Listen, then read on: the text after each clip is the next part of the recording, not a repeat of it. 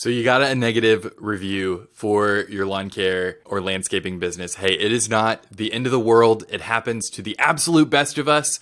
Today, we are going to talk about dealing with negative reviews. But first, what I want to dive into is the importance of online reviews. Hopefully, you already have an idea that they're important, but I want to give you all these aspects so that you know all the parts of your business you're working on when you're asking for good reviews for your business, and also why it's important to mitigate those negative reviews as much as possible.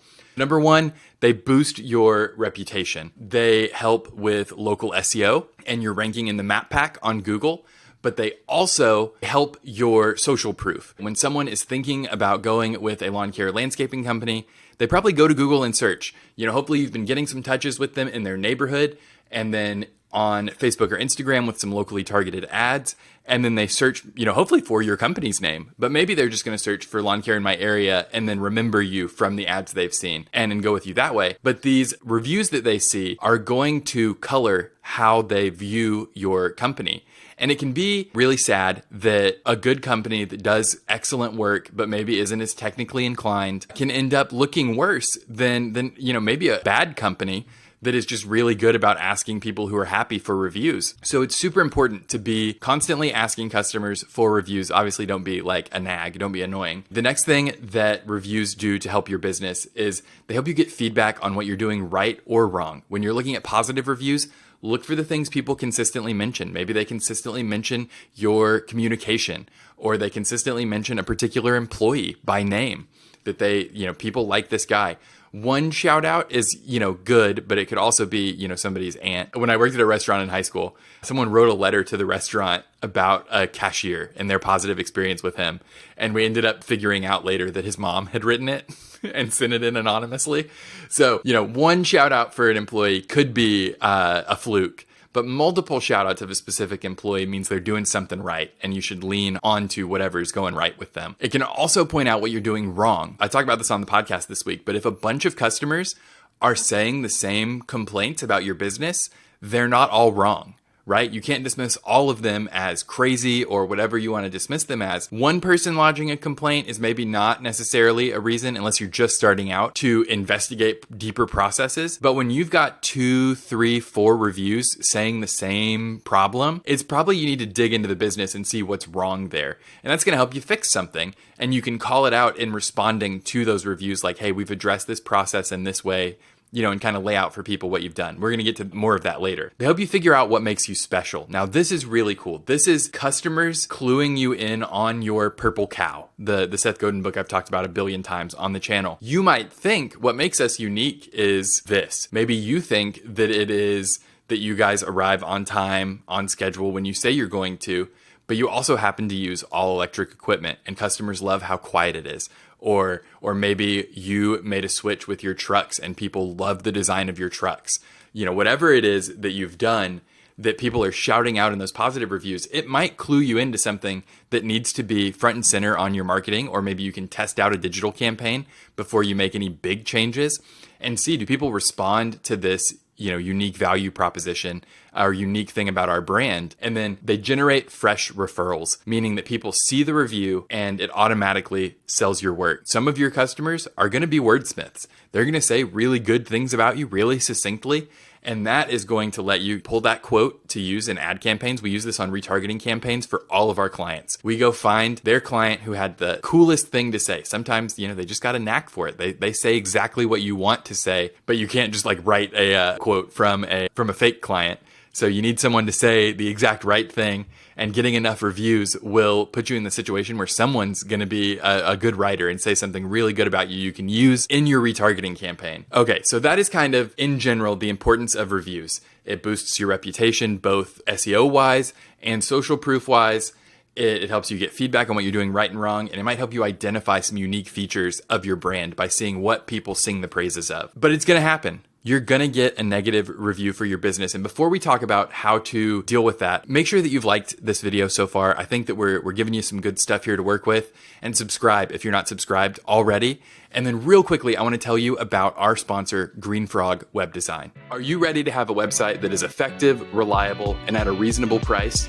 With a website from Green Frog Web Design, they offer free unlimited updates, free website hosting, a free domain name, free Google My Business optimization and monthly updates included. And this will give you a website that's 1 to 5 pages, all for one monthly price of $245. No lump sum upfront payment required. GreenFrog guarantees that your website will be live in 3 weeks from their projected start date, or it is free for a year.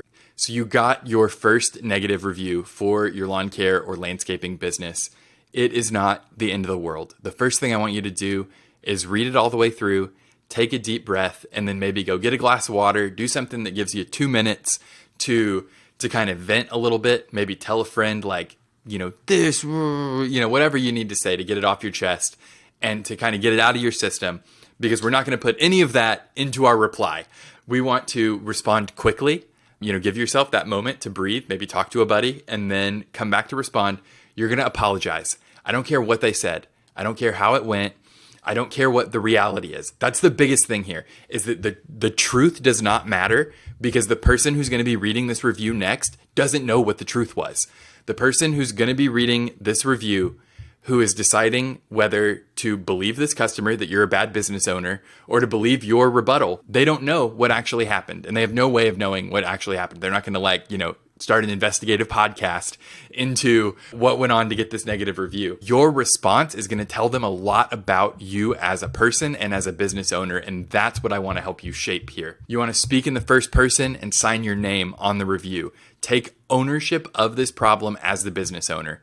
If you are having an office manager respond, I would consider whether you are comfortable having the office manager speak for you in this situation. It's really, really good if you can have someone speaking as the business owner responding to reviews. Even if that comes off your plate, you might be comfortable letting your assistant or your office manager sign your name to that. It's just really good for the owner of the business to take ownership of any problems that occur in the business. You don't want to blame anyone or make excuses, right? At the end of the day, it's your business. The buck stops with you.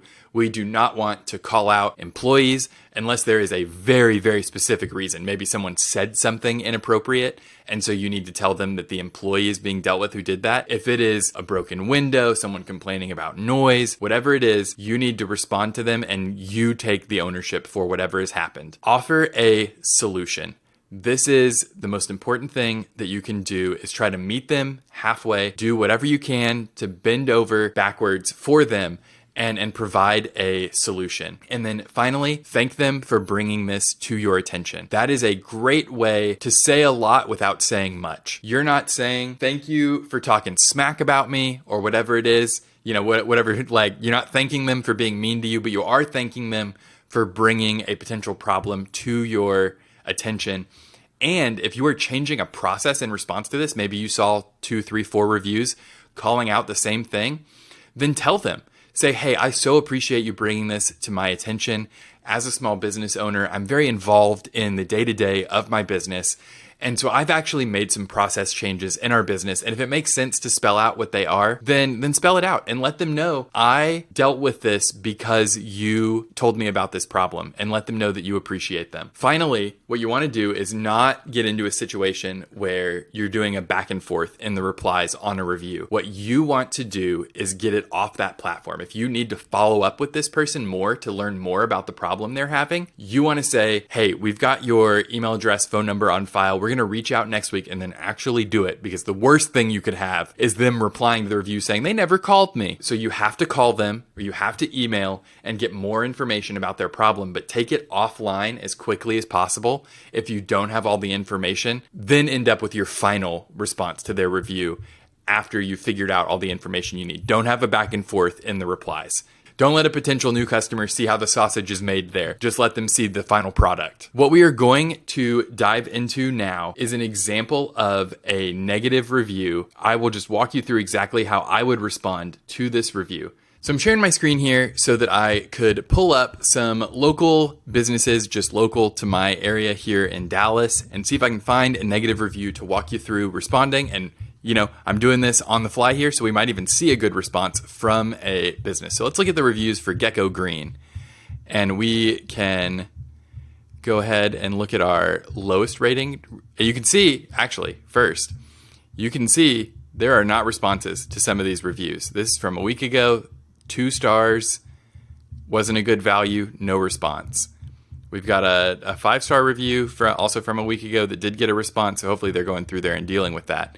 But what we're going to do is we're going to sort by lowest rating so we can look at some of these bad ones. So bad review here. This is difficult to respond to.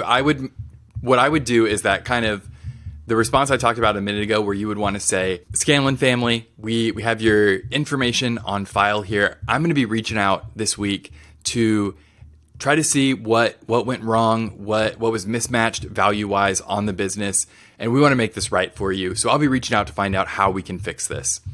I would do the same thing with Brad here. Anyone who doesn't give information that you have contact info for, just tell them you're going to reach out.